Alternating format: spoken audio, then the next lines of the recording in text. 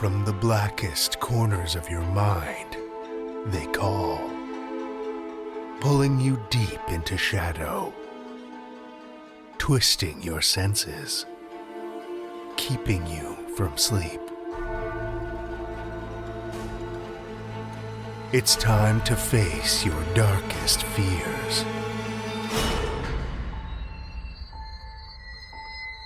This is Tales to Terrify.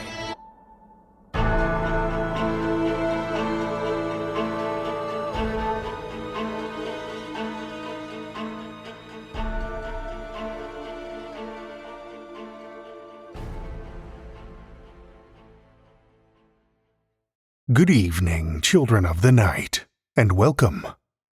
We're just a week away from All Hallows' Eve, which, in a delightfully devilish turn of events, lines up perfectly with episode 666.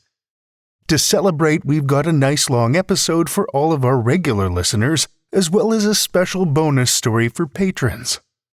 We'll also be dropping our episode a day early to make sure you have suitable frights to get you through Halloween night.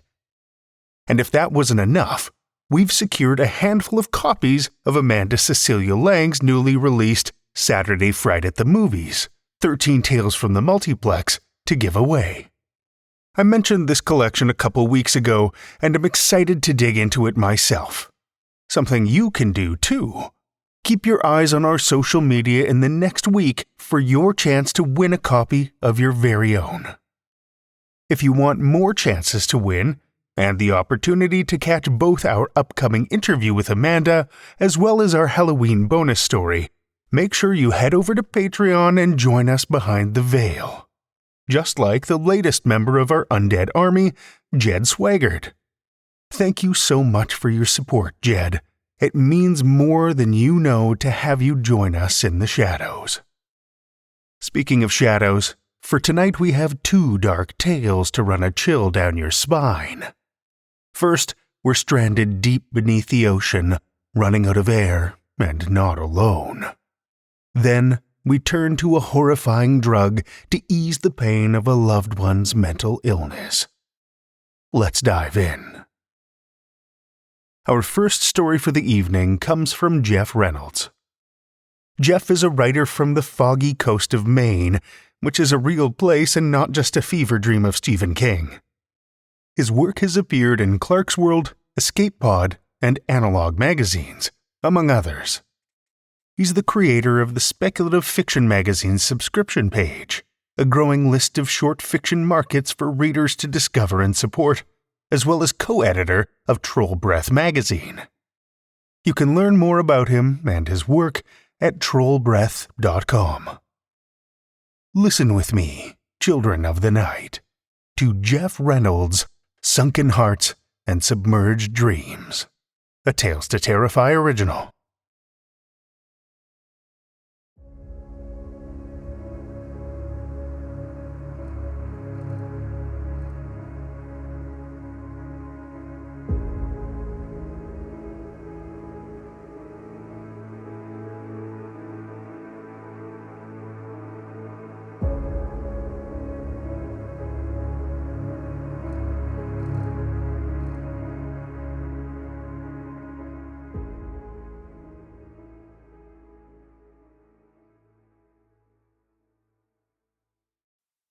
"2 hours spent at the bottom of the sea, and I can barely breathe as the world collapses. It's shrunk from the size of the ocean to a 200-foot metal tube, to a circle of thick, leaded glass 4 inches across, which I peer out of. In the green glooming beyond, shadows move. I'm watching for one in particular. My right hand rubs the locket which holds strands of Sylvia's red hair. She's out there, warped by the tiny window into a blurred phantasm. I ache to see her again. But it can't be Sylvia. I watched her die almost a year ago. The last memory I have of her is of her hair, floating on the surface for a few moments like fiery red seaweed before it, too, sank from sight.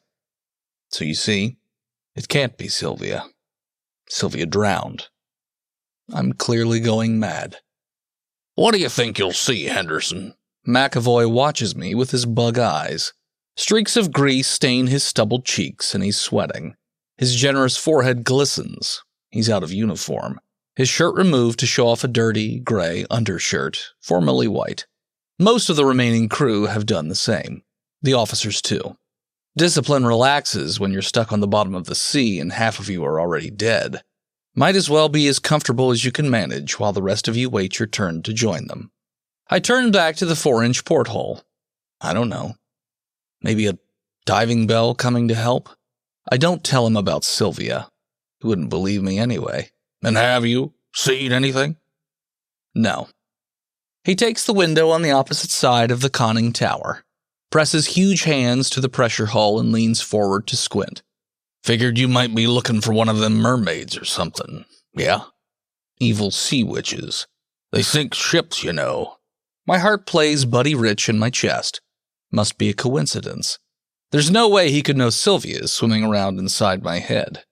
Mermaid? Can't see shit out there anyway. We stirred up the muck when we hit. There's light.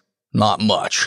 Not with all that silt floating around. Yeah, you're probably right. He pats me on the shoulder. Keep a sharp eye. Not fuck all else you can do, that's for sure. You let me know right away if you see any of them fish ladies. He laughs and climbs down the ladder and heads towards the rear of the submarine. Left alone, I return to my tiny window. In the depths beyond the glass, Sylvia swims close.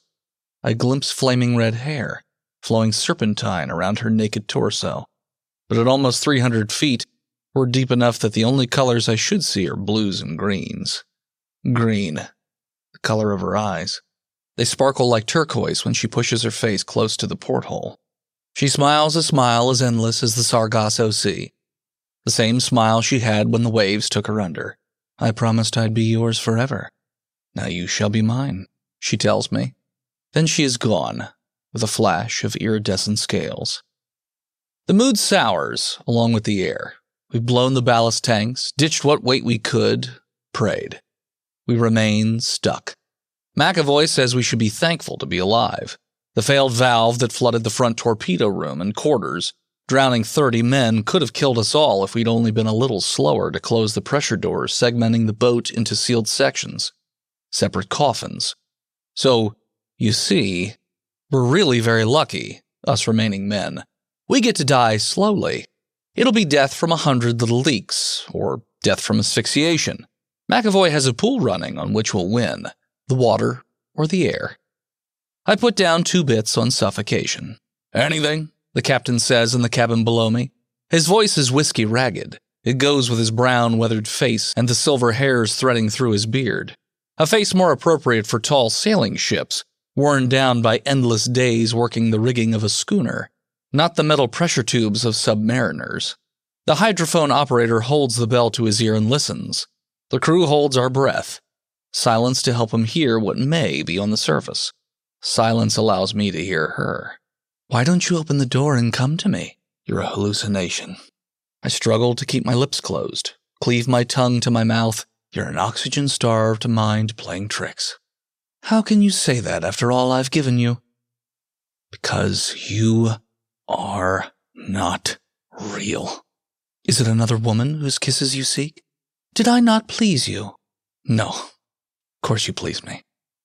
Then why abandon me? Stop it, I say out loud, forgetting myself. Quiet, the captain says. He looks up through the hatch at me, scowling. I press my lips tightly together and nod to let him know I heard. I obey. Come to me, my love, as I once came to you. I can make you happy again. Her siren call is hard to resist. My hand strays towards the hatch over my head. I touch the cold circle of metal. Distant screws, moving away. The hydrophone operator says. 30 men choke down their fear, little whimpers that make the sub sound as if it's gasping. It'll pass soon, as they worry once more about the fading oxygen. I tuck my hand under my arm and stare out the tiny window. No, I can't. We're going to die down here. But not because of me. I can protect you, love. I can save you. Give me one more kiss. She swims past the window once more, pressing her hands to the hull outside. I hear the dim thump when she does. Faint. She looks into my face with sad green eyes. They speak of sunken hearts and submerged dreams. I loved you, I tell her. Of course.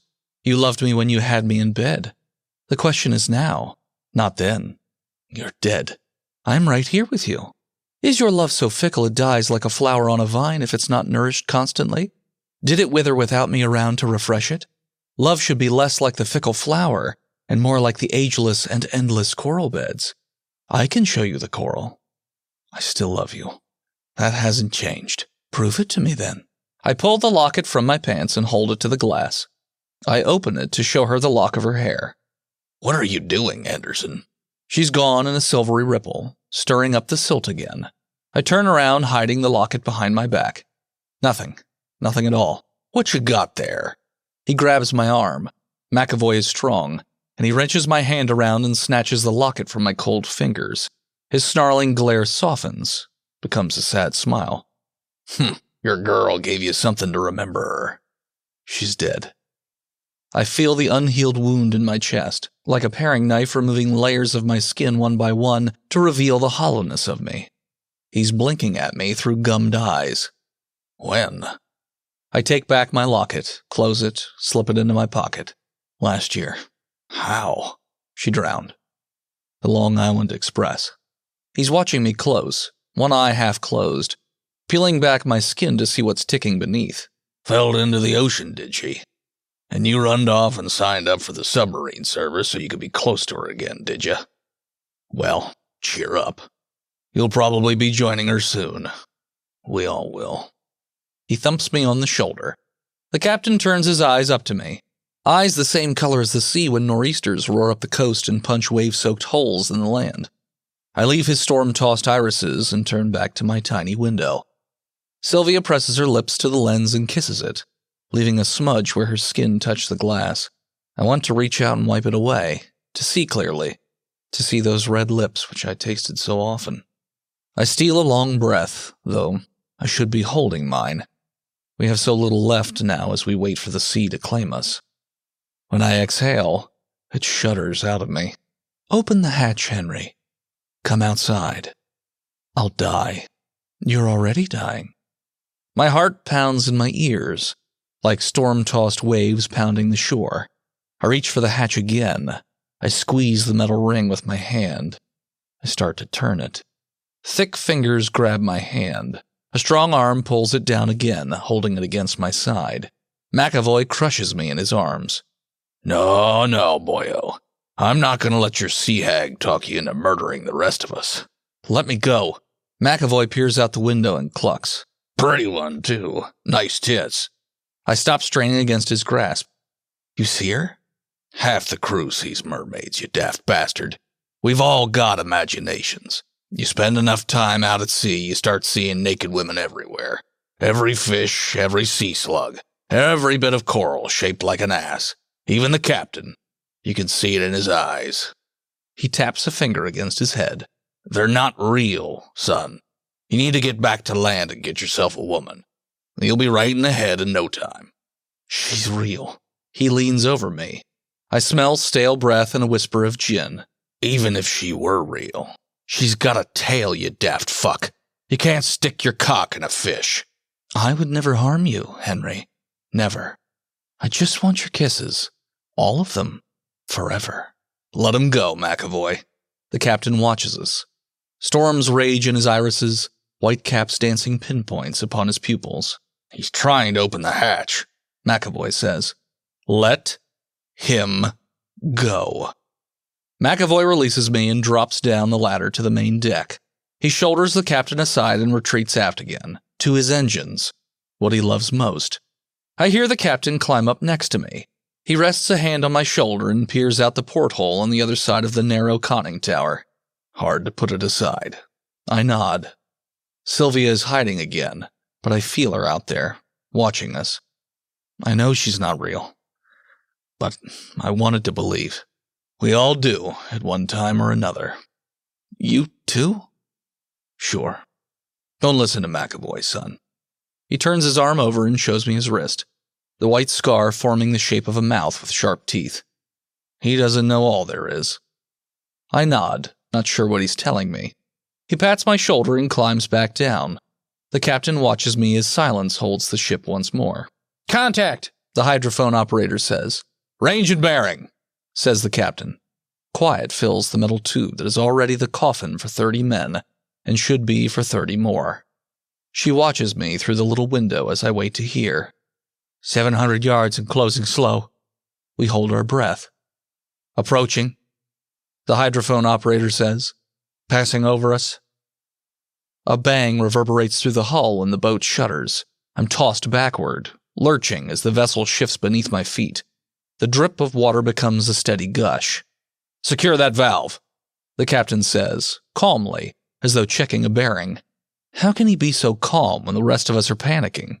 "We're going to die," someone murmurs. "We're going to die!" A sharp sound of a slap. "Get a hold of yourself. That's a rescue ship. They're up there right now, dragging for us. God led them right to this spot." A squeaking sound mixes with the running water. The ladder trickles off and stops. Someone starts reciting the Lord's Prayer. "Quiet," the captain orders.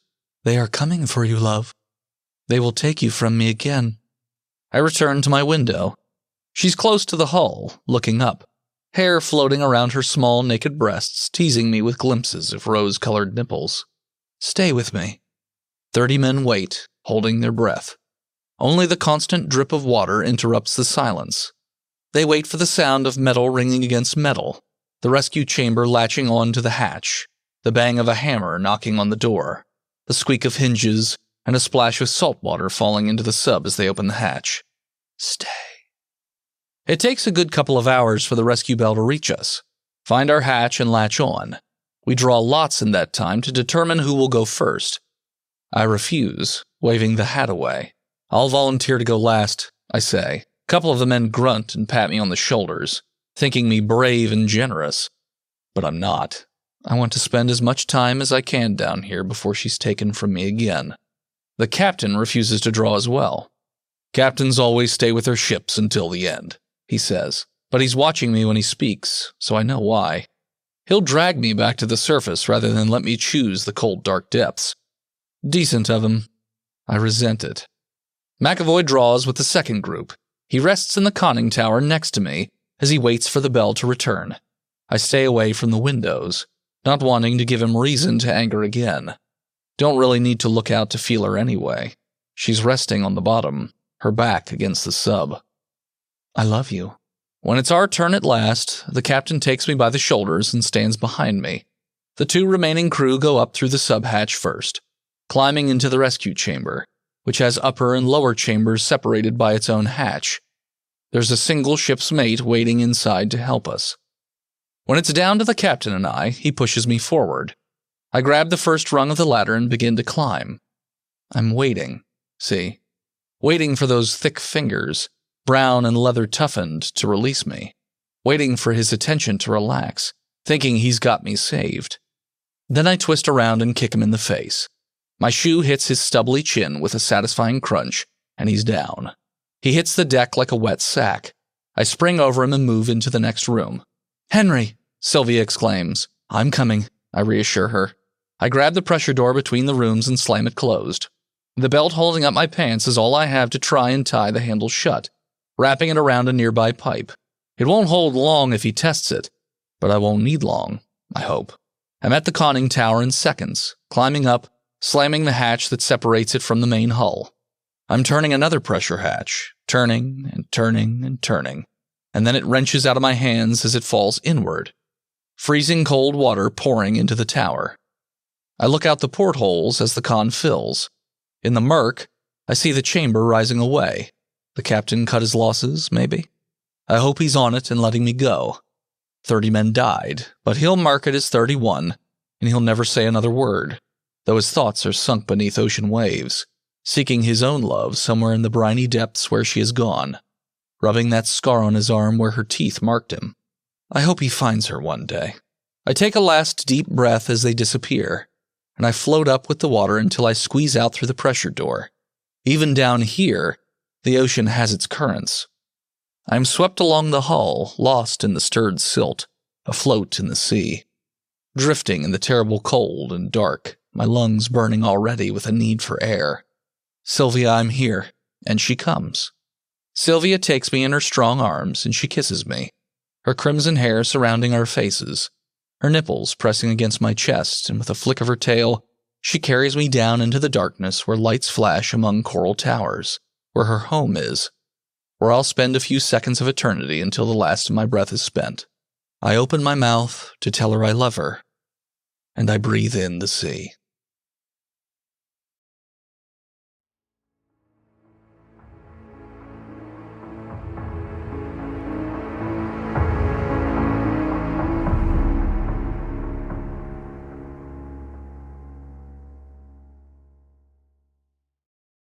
That was Jeff Reynolds' Sunken Hearts and Submerged Dreams, as read by Dennis Robinson. Dennis Robinson is a fellow content creator from the haunted small town of Gettysburg, Pennsylvania.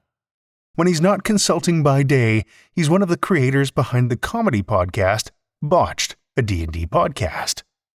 Found on all of your podcatchers, it's not your average D&D podcast, as they focus more on banter, character interaction, and improv comedy instead of the rules. They even had an H.P. Lovecraft-themed campaign set in 1932 New York City. Watch their show live or catch up over at twitch.tv/Botched Podcast. As well as being one of the creators behind Botched, Dennis is also the mastermind behind a graphic novel about the world's first werewolf. A little mythology, a dash of folklore, and a sprinkling of history, he brings you Lycan, Solomon's Odyssey. Chapter 3 is finished and it looks like just about on its way out to readers. I'm looking forward to getting my claws on that. If you could check it out, it would mean the world to him. You can find it now at hiveheadstudios.com or lycanbook.com. Make sure to take a look. Thank you, Dennis. Our second tale tonight comes from Shana Waldman. Shana Waldman is a master's student in environmental sustainability at the University of Edinburgh, Scotland. Born in Colorado, she can usually be found petting the nearest stray cat, getting lost in the woods, or complaining about the rain. Her work has previously appeared in Dark Horses magazine. This is her second publication. Listen with me, children of the night, to Shana Waldman's The Flavor of Soft Tissue, a Tales to Terrify original.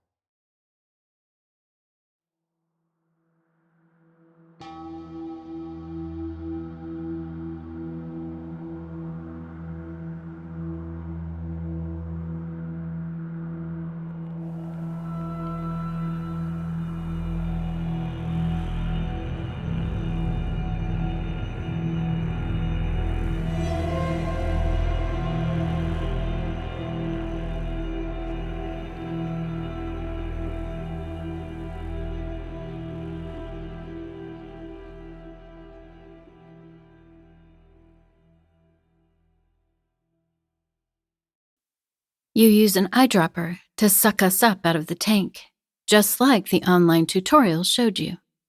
You're steadier than you used to be. The first time you used the dropper, you crushed a quarter of us in the rubber bulb when you squeezed too quickly. And those dead, flattened bodies scratched your eyes like clinging sand on a windy beach. For hours afterwards, your eyes stung when you blinked. The first time, you waited until your father was asleep. You didn't want him to ask what you were doing. You hid the eyedropper in your pocket, as if he would pop out from behind a corner to catch you. When in reality, he hasn't moved faster than a shamble in months. Your father needs live-in care now, and it makes keeping secrets so much harder when he's only a wall away. The first time, you took us in your bedroom. A mistake. You know better now. It's better to go in the bathroom, where our bodies are easy to clean from the tiles. The first time, you sat on your bed before spreading your eyelids apart and tilting your head back, and we gnashed our teeth in anticipation. You took us like eye drops.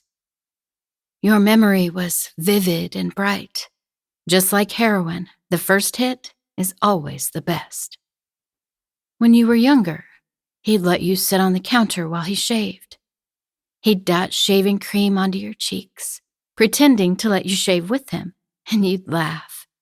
You'd smear it like paint on your skin.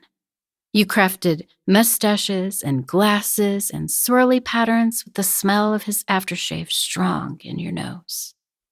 It was easy enough to get us. You're not a pharmacist, but as one of the office managers, you have access to the monthly inventory requests. You slipped in an extra order and wiped the invoice afterwards to cover your tracks. We're not illegal, but experimental treatments like us aren't cheap. You manage the payroll that month, so nobody notices the missing numbers. It's a big company. You aren't worried.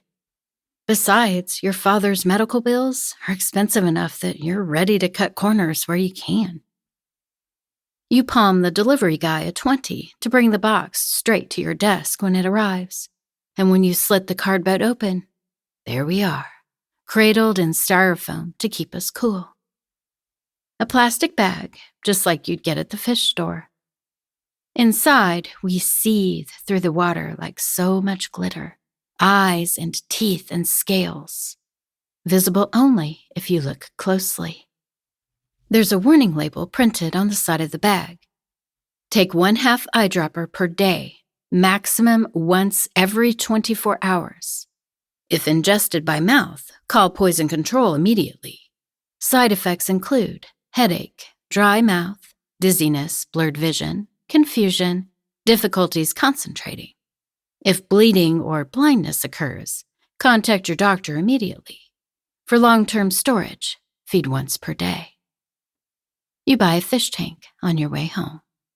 It's not like you planned for things to go this far. In the beginning, you were good.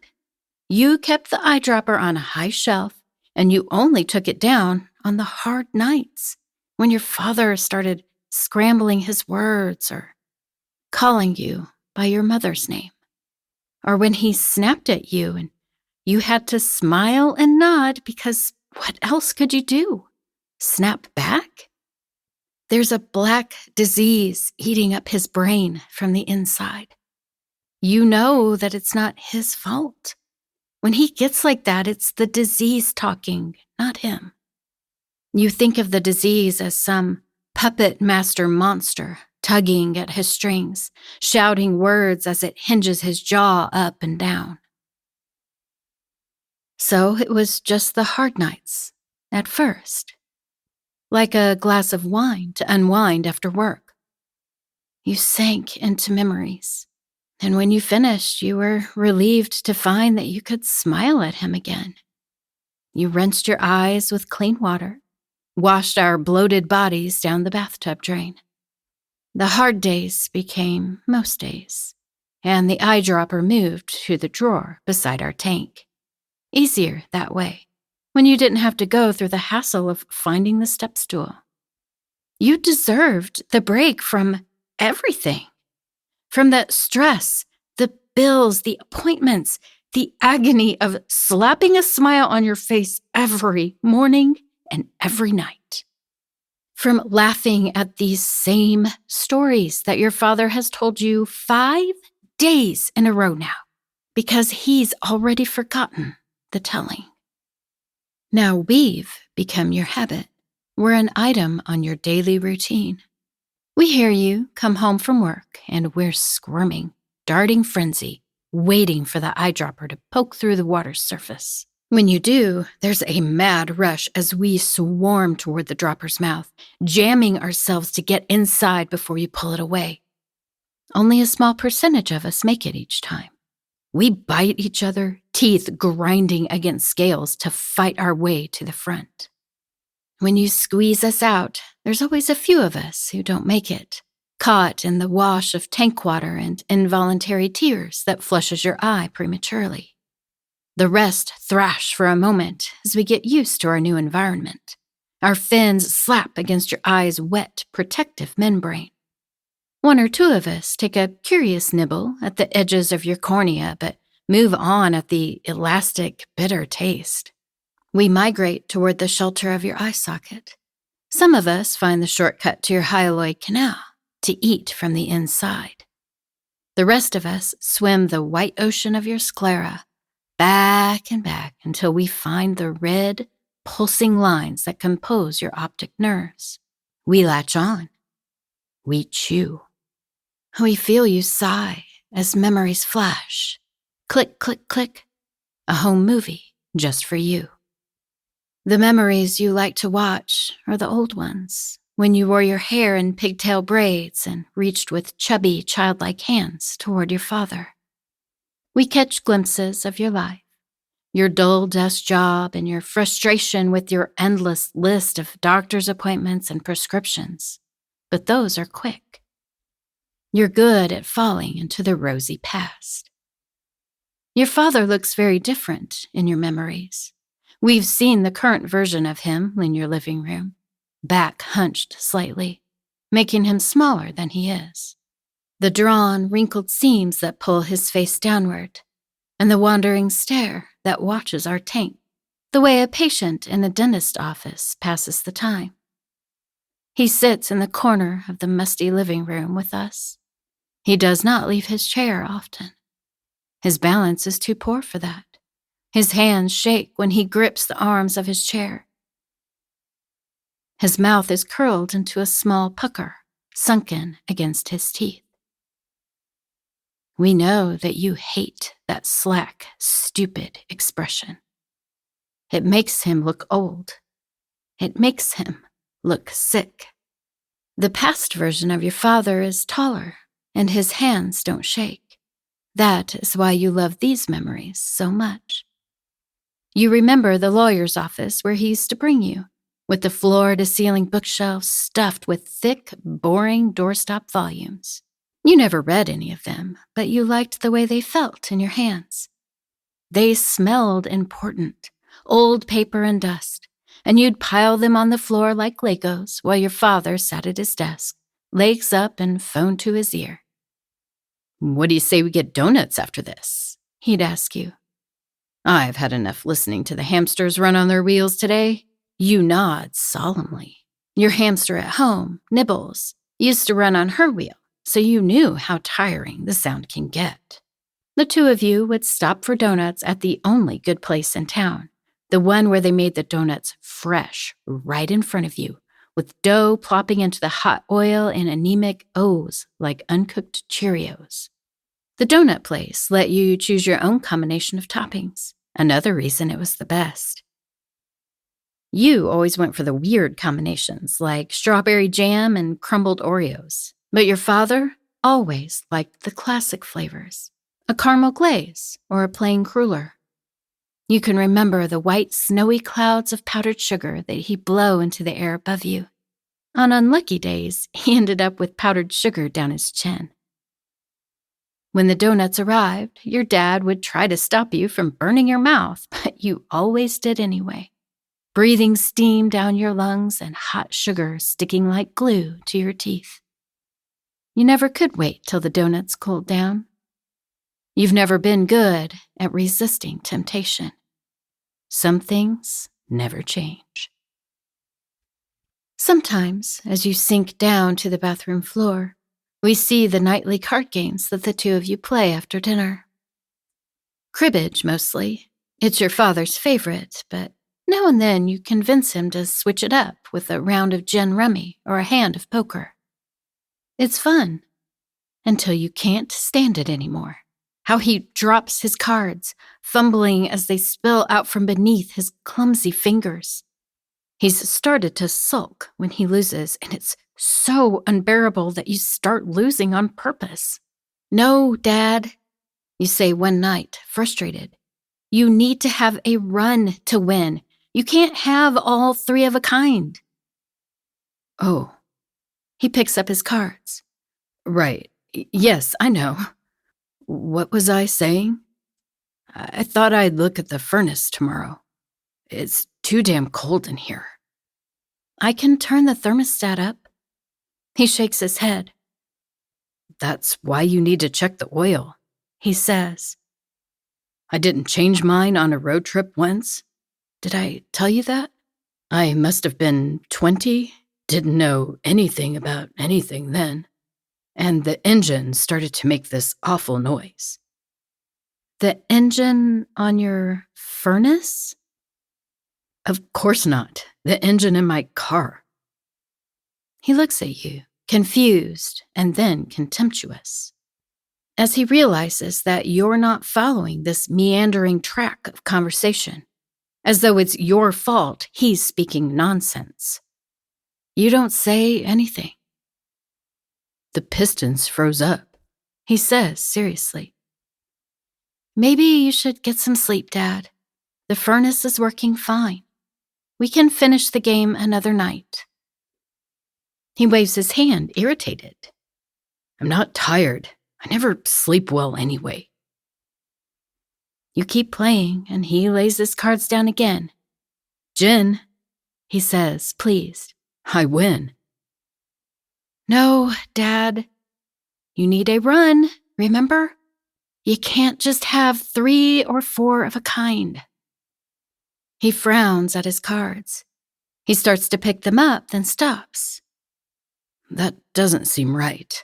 I've got at least 30 points here. I think I should be winning.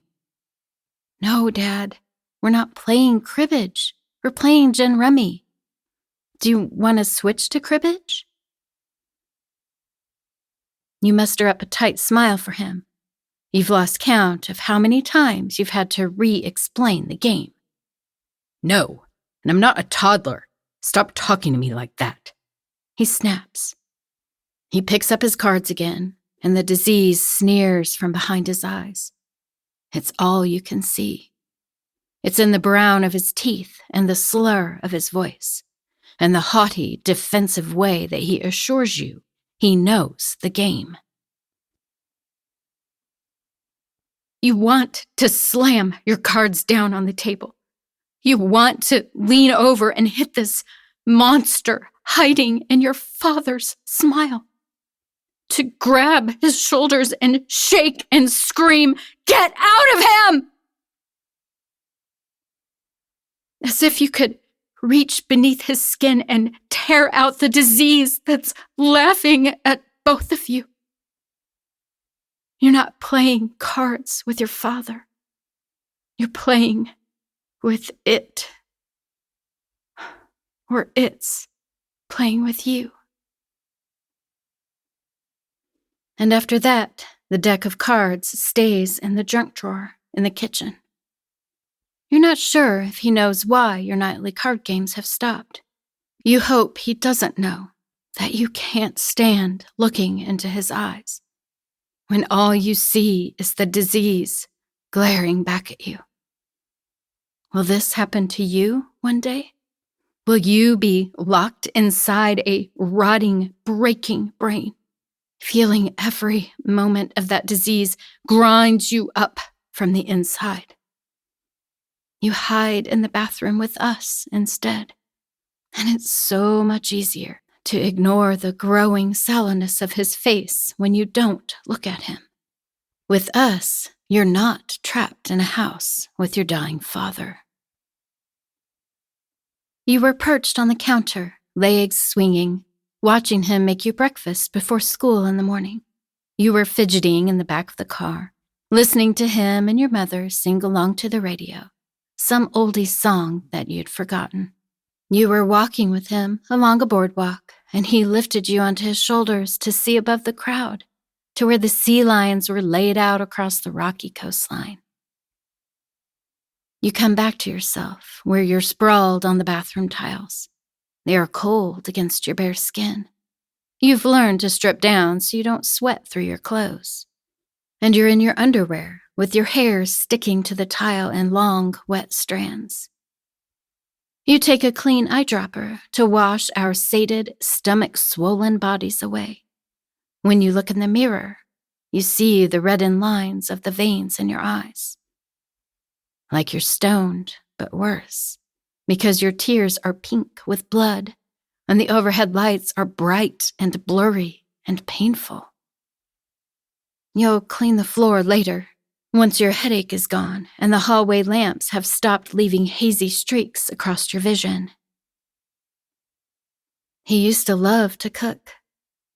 The year you turned 11, the two of you cooked Hanukkah dinner together, and he showed you how to strain the potatoes through cloth to make the latkes. You snuck gelt into your mouth when he wasn't looking.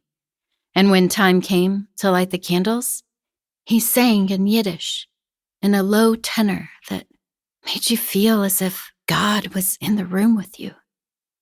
Your mother was out of town. It was just the two of you, and you made so much matzo ball soup that the fridge was still crammed with Tupperware when she came home 4 days later. Your eyes get worse, and you know why. It's obvious. How could you not, when you can see the fibers of your own optic nerves caught in our jaws? You have a headache all the time. You wonder if you should visit an optometrist for glasses, but you're afraid they'll look at the nibbled down wicks of your eyes and know what you've been up to. You have to squint to read now, and you don't want to admit how any light burns and makes you wish for sunglasses. You come home and your father is in his chair, like always. He's thin enough to resemble the bobblehead you bought at a Mariners game once, small-bodied and big-skulled, with his cheeks sunken against his bones and a protruding stomach paunch. His head wobbles. "Do I get a hug?" he asks. You're already sticking the dropper into our tank. Does he know that we're more than decorative fish to look at? You used to hide our purpose from him. Are you too tired to bother tonight? You're sure he won't remember what he saw. Somewhere there's an irony that you clutch at memories while he forgets more and more each day. "Eleanor?"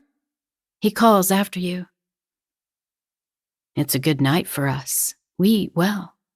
Your optic nerves are growing thin, and some of us turn to other meals, gnawing at the gummy sheath of your macula and tearing chunks away from your retina. You gasp in pain as a few of us chew past the outer skin of your eye. We slip through the gap and find a dark sea of your vitreous humor. Hours later, when you stagger out of the bathroom, the lights are off and you grope about for too long, searching for the switch. You hiss when you find it, and the yellow glow of the lamp in the corner drives a knife into your brain. You jerk your head and shut your eyes. You wipe away the reflexive tears that squeeze from beneath your lids. Your father is in the corner. Dried spittle is caked down his chin, like powdered sugar, crusting and clinging. His hands tremble weakly on the arms of his chair. He is making an awful sound, a congested as though he's trying to speak around a fishbone. He looks at you with some pleading on his face. What does he need? His medicine? The hospital? A fucking bullet to the head? Maybe that would be kinder than this slow collapse. You're so tired of watching your father deflate into a cheap bargain store imitation of himself. Your father isn't here anymore. Not really. You can't stand it. It's the disease wearing him like a costume. You want to be in the bathroom with your real father. You want to be in that donut shop and the lawyer's office in the back of the car. You don't want this monster in your father's skin. You're sick of pretending that the both of you aren't waiting for him to die.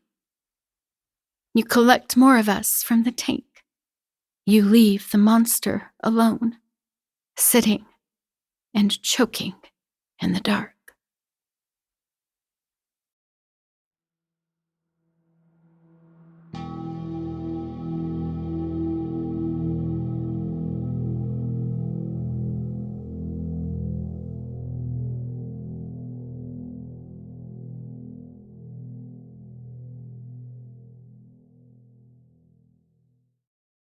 That was Shana Waldman's The Flavor of Soft Tissue, as read by Michelle Kane.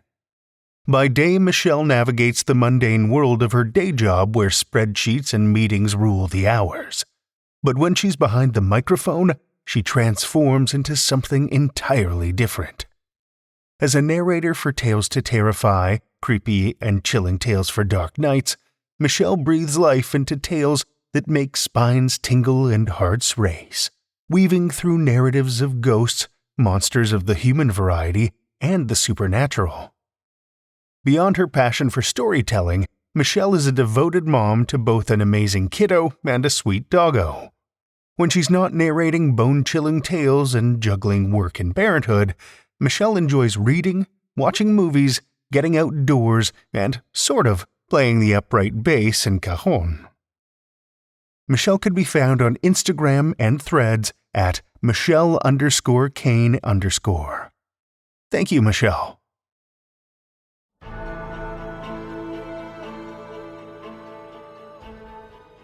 Well, children of the night, the hour is late and we've run out of tales to tell.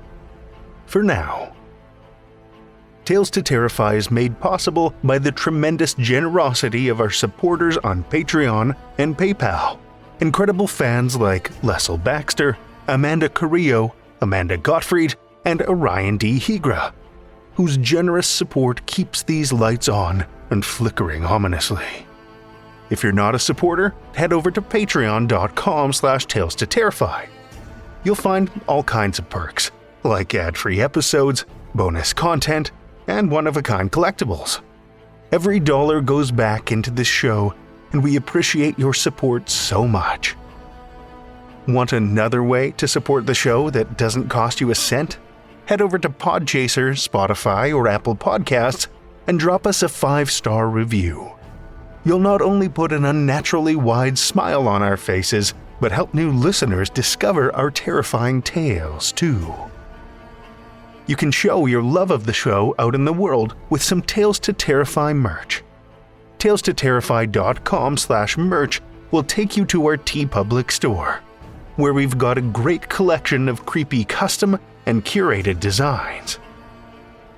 Tales to Terrify is produced by Seth Williams, Meredith Morgenstern, Andrew Gibson, Crystal Hammond, Spencer Disparty, and myself, Drew Sebastini, with original theme by Nebulous Entertainment. Tales to Terrify is distributed under a Creative Commons Attribution, Non-Commercial, No Derivatives license. Join us again next week as we wander in search of more tricks than treats, with more Tales to Terrify.